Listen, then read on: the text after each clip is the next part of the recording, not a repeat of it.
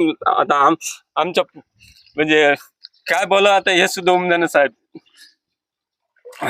तुम्ही लवकरात लवकर येऊन पंचनाम्याचे आदेश द्यावा साहेब, अशी एक तुम्हाला विनंती आहे साहेब. आता नाही मी पंचनाम्याची कालच पंचनाम्याचे आदेश दिलेले आहेत. मला आपल्याला एवढंच सांगायचं, धीर धरा, कारण अख्ख्या महाराष्ट्रामध्ये हा पाऊस कोसळतो आहे आणि मराठवाड्यापासून आपल्यापर्यंत हे सगळं जे आहे पावसाचं एवढं प्रमाण वाढलेलं आहे की सगळे शेतकरी बिचारे ज्या दुःखामध्ये आहे.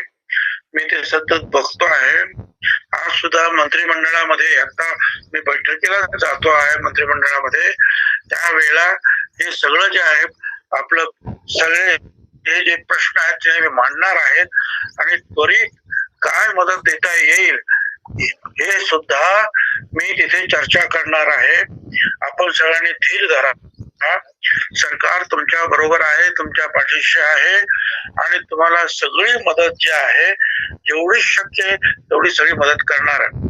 परंतु एक लक्षात घ्या की हे दुखणं आहे, हे संकट आहे पावसाचं आसमानी, हे अख्खा महाराष्ट्रभर आहे, सुरू आहे. ते काय फक्त आपल्या एवढ्यातच आहे अशातला भाग नाही.